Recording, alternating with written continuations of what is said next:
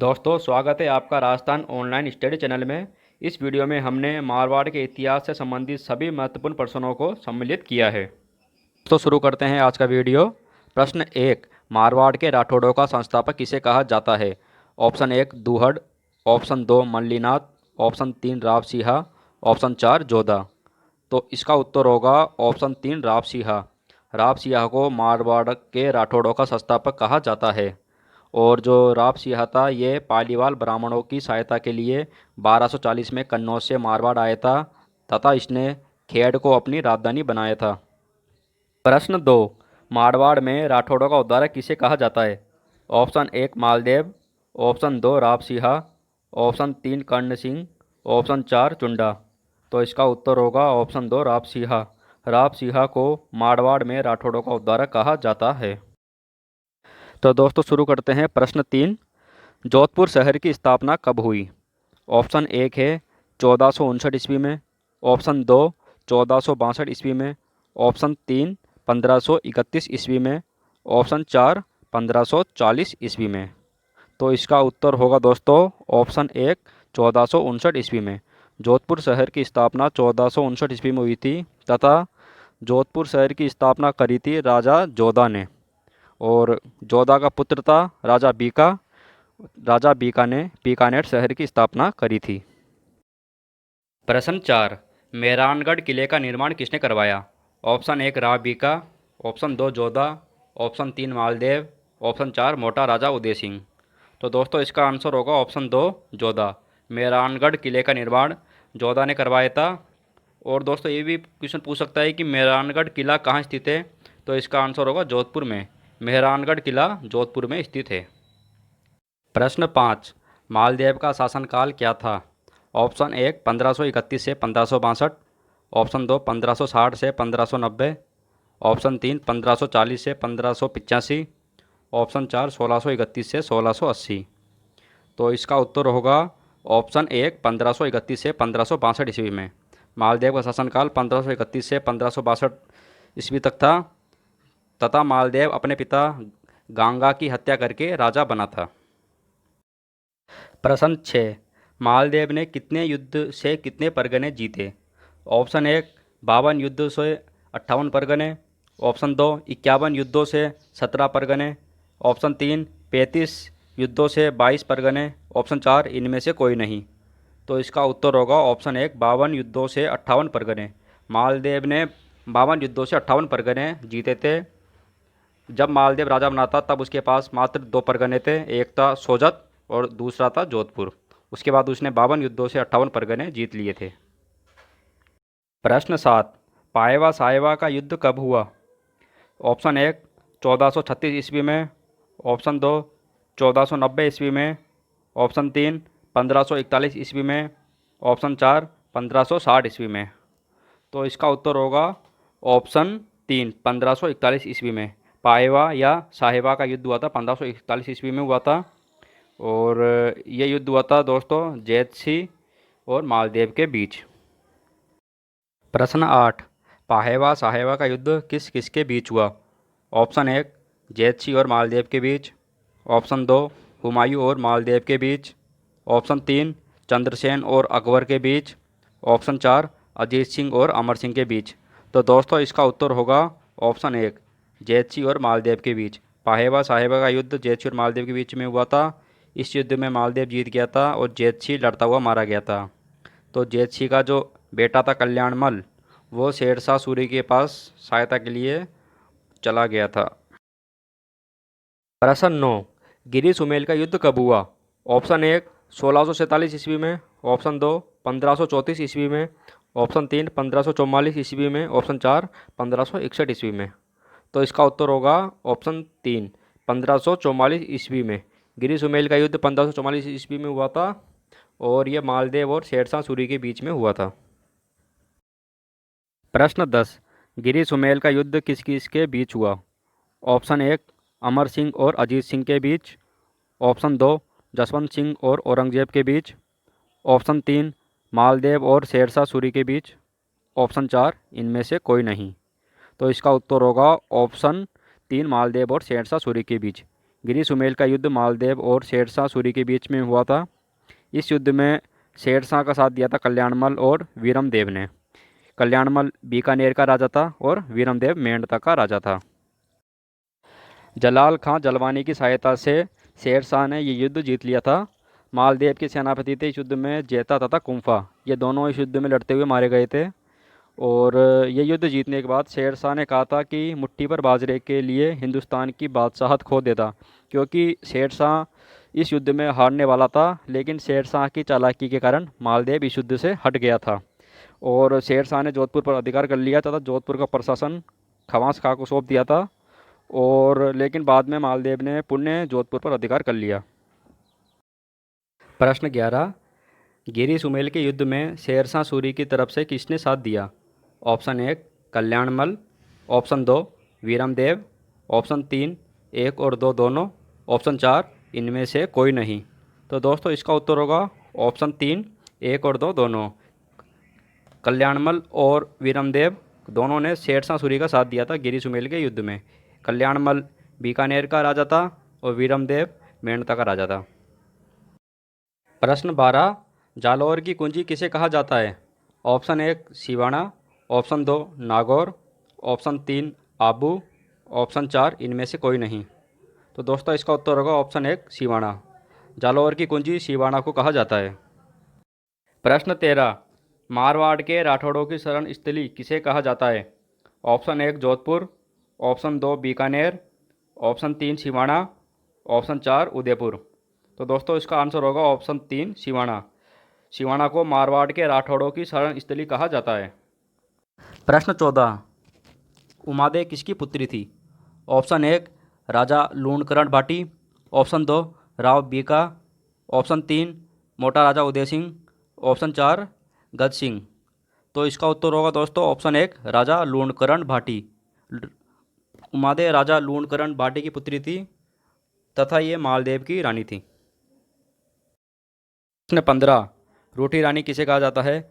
Option 1 Bharmali, option 2 अनारा बेगम, option 3 Umade, option 4 इनमें से कोई नहीं।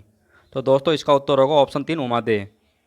उमादे को रूठी रानी कहा जाता है क्योंकि ये भारमली नामक दासी के कारण मालदेव से नाराज़ हो गई थी तथा ये जोधपुर छोड़कर फिर अजमेर रहने लग गई थी और पूरी ज़िंदगी फिर ये मालदेव से नाराज़ ही रही थी, इसलिए इनको रूठी रानी कहा जाता है।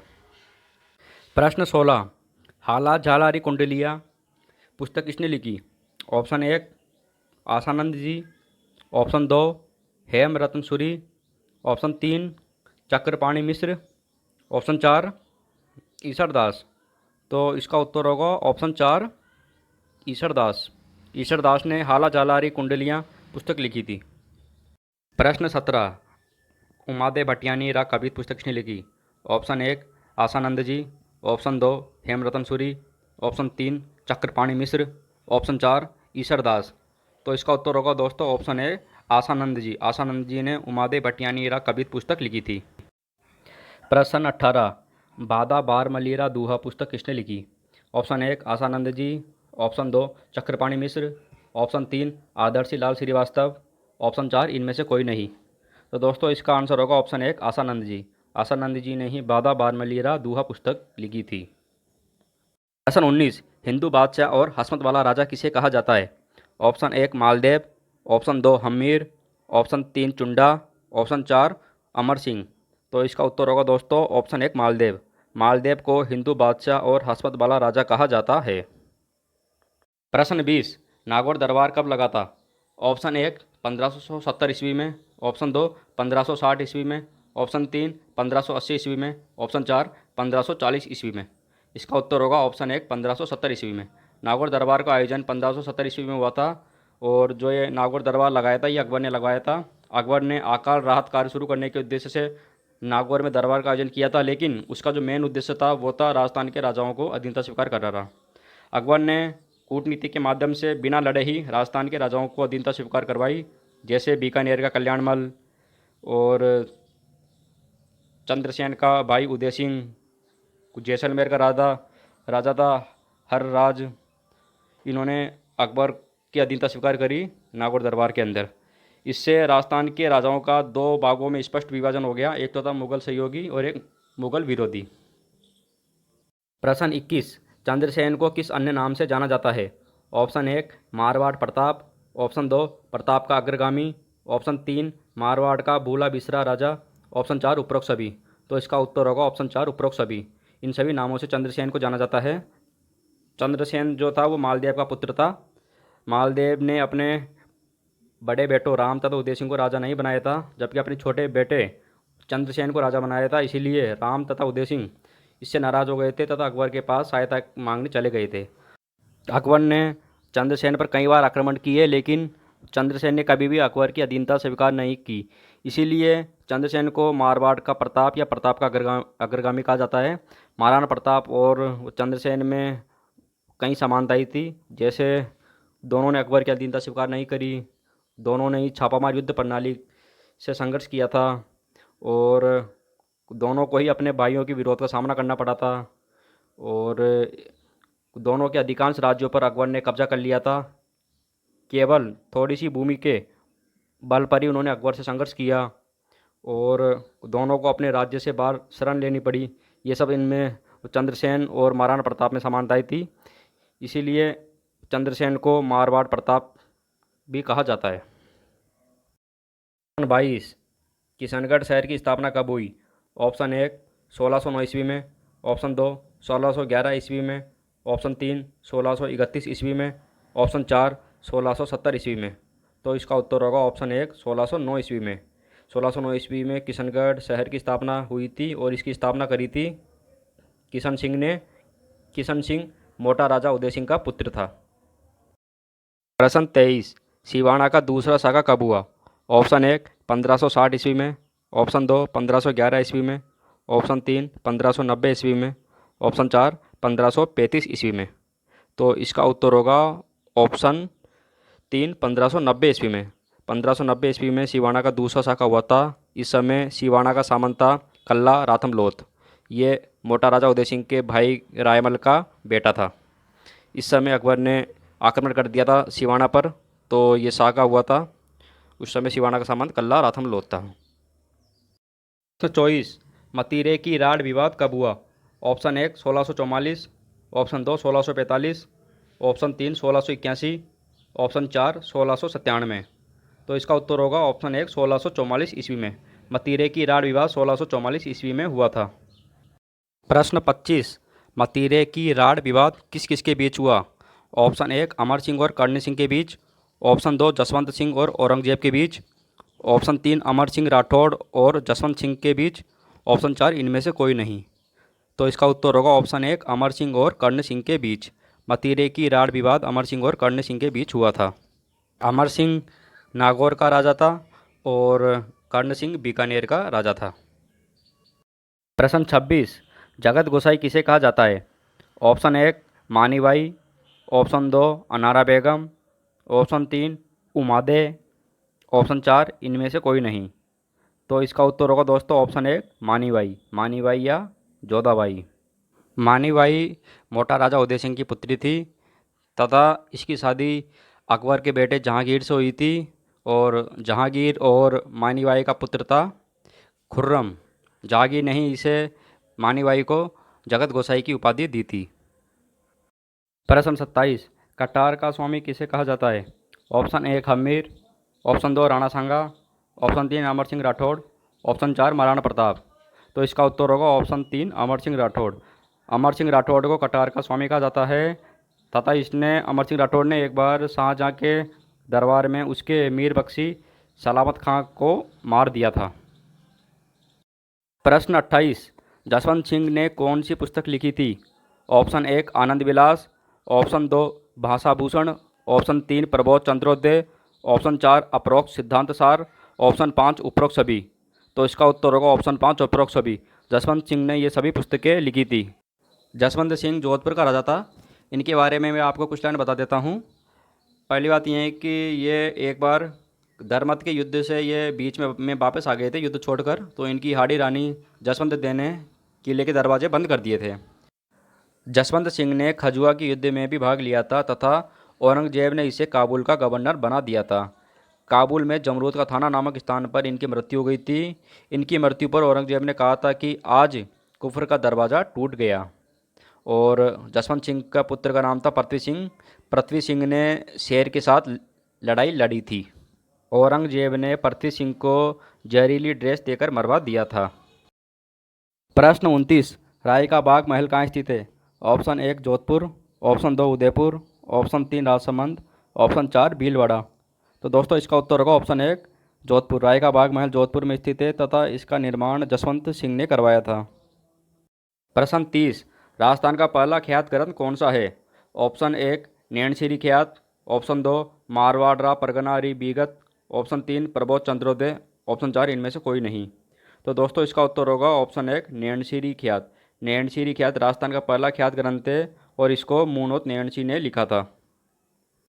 प्रश्न 31, मारवाड़ का गजट किसको कहा जाता है? Option 1 Nainsiri Khyat, option 2 Marwar Pargana ri Bigat, option 3 Prabodh Chandrodaya, option 4 इनमें से कोई नहीं। तो इसका उत्तर होगा ऑप्शन 2 मारवाड़ परगनारी बीगत। मारवाड़ परगनारी बीगत को मारवाड़ का गजट कहा जाता है तथा इसको मुनोत नैनशी ने लिखा था। 32, राजपुताने का अबुल फजल किसे कहा जाता है? Option 1 Munot Nainsi, option 2 Isardas, option 3 Jaysom, option 4 Bitu Suja. तो इसका उत्तर होगा ऑप्शन 1 मुनोत नैनशी को। मुंशी देवी प्रसाद ने मुनोत नैनशी को राजपुताने का अबुल फजल कहा है। प्रश्न 33, मारवाड़ की पन्नादाई किसे कहा जाता है? ऑप्शन 1 गोरा, option 2 Hadi Rani Jaswant, option 3 Umade, option 4 इनमें से कोई नहीं। तो इसका उत्तर होगा ऑप्शन 1 गोरा। गोरा को मारवाड़ की पन्नादाई कहा जाता है तथा मारवाड़ के राष्ट्रगीत में गोरा का नाम लिया जाता है। प्रश्न 34, दुर्गादास राठौड़ को किस अन्य नाम से भी जाना जाता है?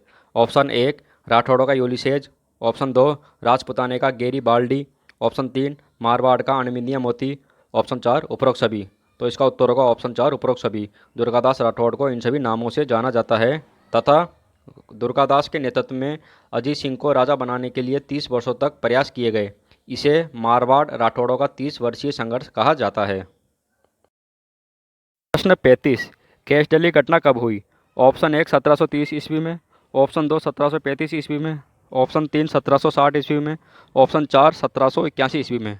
तो दोस्तों इसका उत्तर होगा ऑप्शन 1 1730 ईस्वी में। कैशडली घटना 1730 ईस्वी में हुई थी। विक्रम संवत्ता 1787 और दिनता भ्रातपद शुक्ल 10वीं। कैशडली घटना में दोस्तों हुआ यह था कि अमृता देवी बिश्नोई के नेतृत्व में 363 लोग पेड़ों को बचाने के लिए शहीद हो गए थे। इसी को कैशडली घटना कहा जाता है। और दोस्तों ये भी याद रखना कि कैशडली घटना के समय जोधपुर का राजा अभय सिंह था। प्रश्न 36, सूरज प्रकाश या बेड़त श्रृंगार पुस्तक किसने लिखी? ऑप्शन 1 नापा, ऑप्शन 2 मेहा, ऑप्शन 3 कर्णी दान, ऑप्शन 4 इनमें से कोई नहीं। तो इसका उत्तर होगा ऑप्शन 3 कर्णी दान ने ही सूरज प्रकाश पुस्तक लिखी थी। प्रश्न 37, राजरूपक पुस्तक किसने लिखी? Option 1 Veerbhan, option 2 Karnidan, option 3 Munot Nainsi, option 4 Sadashiv Bhatt. तो इसका उत्तर होगा ऑप्शन 1 वीरभाण। वीरभाण ने राजरूपक पुस्तक लिखी थी। प्रश्न 38, नाथ चरित पुस्तक किसने लिखी? ऑप्शन 1 मानसिंह, ऑप्शन 2 रूप सिंह, ऑप्शन 3 मेघराज मुकुल, ऑप्शन 4 गोविंद। तो इसका उत्तर होगा ऑप्शन 1 मानसिंह। मानसिंह ने नाथ चरित पुस्तक लिखी थी। मानसिंह जोधपुर का राजा था तथा जोधपुर में नाथ संप्रदाय के लिए इसने महामंदिर का निर्माण करवाया था। प्रश्न 39, कवि राजा बांकीदास जी ने कौन सी पुस्तक लिखी? ऑप्शन 1 बांकीदासरी ख्यात, ऑप्शन 2 मान जसो मंडन, ऑप्शन 3 दातार बाबनी, ऑप्शन 4 कुकवि बत्तीसी, ऑप्शन 5 उपरोक्त सभी। तो इसका उत्तर होगा ऑप्शन 5 उपरोक्त सभी। बांकीदास जी ने ये सभी पुस्तकें लिखी थी। प्रश्न 40, आयो अंग्रेज मुल्क रे ऊपर गीत किसने लिखा? ऑप्शन 1 कवि राजा बांकीदास जी, ऑप्शन 2 मेघराज मुकुल, ऑप्शन 3 रूप सिंह, ऑप्शन 4 इनमें से कोई नहीं। इसका उत्तर होगा ऑप्शन 1 कवि राजा बांकीदास जी ने। आयो अंग्रेज मुल्क रे ऊपर गीत कवि राजा बांकीदास जी ने लिखा था तथा इस गीत के माध्यम से इन्होंने अंग्रेजों का साथ देने वाले राजाओं की आलोचना की थी। दोस्तों अगर आपको ये हमारा वीडियो पसंद आया हो तो हमारे चैनल को सब्सक्राइब और इस वीडियो को लाइक और शेयर ज़रूर करें।